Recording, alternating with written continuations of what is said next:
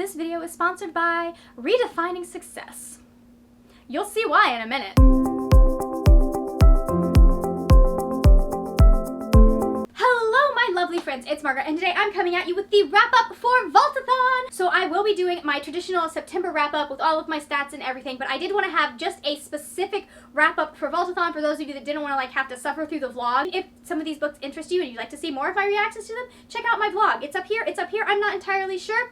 Can't remember. Without further ado, let's get into what I read for Vaultathon. There were 6 prompts, however the way Vaultathon is structured, you can combine as many of the prompts as you want. In fact, if you read the group book, you will have completed all 6 of the Vaultathon prompts. I ended up reading 4 books in total for Vaultathon. A couple of them are going to double up on prompts. The first book that I finished was Enchanté by Guido Talese. This is about Camille, and Camille has this magic that allows her to change the shape of things. She's able to temporarily alter things, and that is how she has been surviving on the streets of Paris. She's been taking everyday, ordinary objects like nails and belt buckles and making them look like coins to buy food for her family. However, she's been having to travel further and further afield because people kind of remember when you give them money that eventually turns back into not money. So with rent short and eviction looming, Camille ends up turning to a dark, forbidden magic, and she uses this magic to go to the palace at Versailles and join the gambling dens there and start making money to support her family that way. I ended up giving this 3 stars. I really enjoyed the world. I enjoyed the character. I felt like she did a fantastic job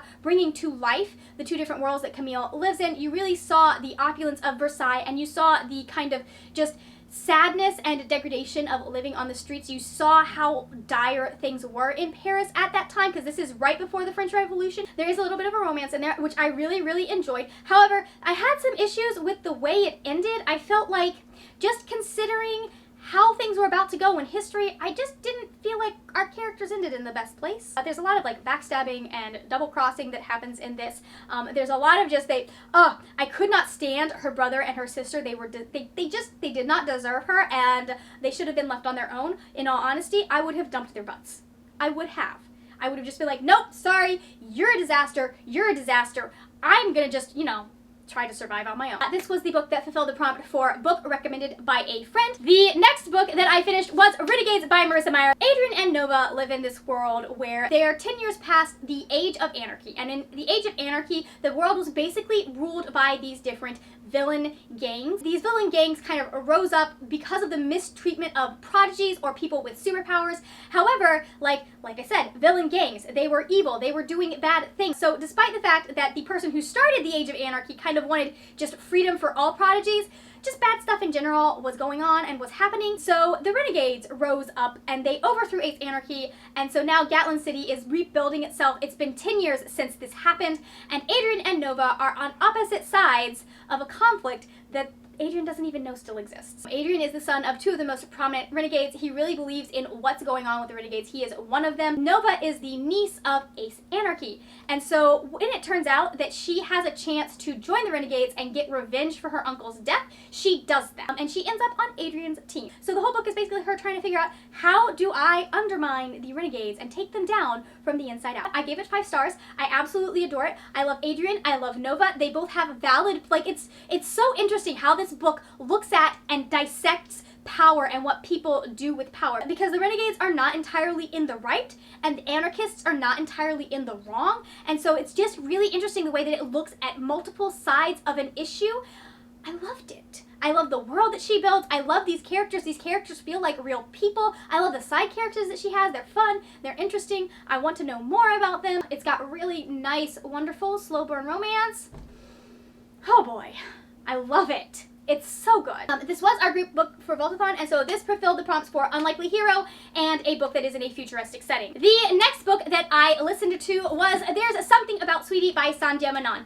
I love this book. I gave it 5 stars. This is about Sweetie and Ashish. Ashish has been having issues with his mojo since his girlfriend cheated on him, and he's been trying to get into the dating game, but it hasn't been working. And so he approaches his parents, who are Indian, and goes, okay, listen, I will let you set me up with a girl to date, and then once you've set me up with this girl who is clearly not going to be anyone that I am interested in, and the relationship is going to crash and burn, then you never ever get to talk to me about arranging marriages ever again. His parents are kind of riding the high of the fact that they set up his brother Rishi with the love of his life, so they feel like they're going to make a pretty good choice for their son, and the choice they make is Sweetie Nair. And Sweetie is a plus-size athlete. She's been running track since she was in middle school, I believe. She's been dealing with the fact that her mother just does not accept the fact that her daughter is fat. She can't deal with the fact that Sweetie loves herself as she is. She continually feels like losing weight is something that Sweetie needs to do to be happy. Sweetie feels like she doesn't have to lose the weight to be happy. And so when Ashish's parents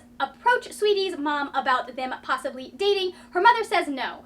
And Sweetie decides that that's bullcrap, so she contacts Ashish on her own and is like, let's date behind our parents' backs. I love this book. This was exactly the light, fluffy, fun read that I needed. I love the fact that even though they're in this situation where they both are dating each other for reasons that are not necessarily like, it's not like they're dating each other because they want to date each other. They're kind of trying to prove things. I like the fact that they are honest with each other about that. I like the way that their relationship builds and develops. It's so sweet and so cute. Ashish is a disaster, but I love him anyways. Sweetie is fantastic. I would fight you for her. I would fight, I wanted to throw hands in this novel so many times. I loved it. I gave it 5 stars. This book fulfilled the prompts for reading a book about family and reading a book with a secret. And the final book that I finished for Vaultathon was I Tell You I Love You, But Then I'd Have to Kill You by Ali Carter. Yes, I know. I was supposed to read Heist Society, but then I filmed a video about all my favorites, which is coming eventually at some point. And I was talking about this series, and I was like, I really want to reread this series first, just because this one has such a wonderful place in my heart. This is about Cami Moore. She goes to this prestigious boarding school called the Gallagher Academy for Exceptional Young Women. And while on the outside, it might look like just your average rich kid boarding school, on the inside, it is actually filled with the daughters of super spies. Because, you got it, this is a spy school.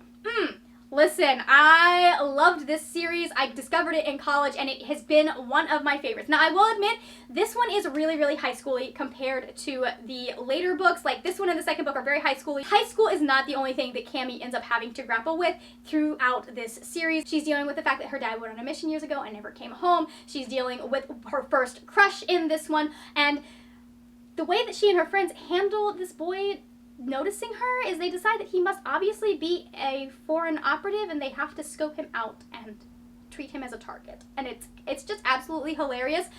The pro and con lists in this, they make your life. Like, the operative reports are fantastic. I love Ali Carter, and it's funny because I was reading this and realizing how many similarities it had to the tone of There's Something About Sweetie. I also, I just really like that kind of tongue-in-cheek tone. I love Cami. I love the journey she goes through and how things progressively get harder for her and how she handles those things. I feel like High Society still is the better introduction to Ali Carter because High Society is a little bit less removed from that high school setting, but I still love this series and I absolutely adored it. I gave it 5 stars, and then this fulfilled the prompt for a book with a dynamic friend group. So those are all of the books that I read for Vaultathon. If you haven't heard already, round 2 will be happening in November from the 18th to the 24th.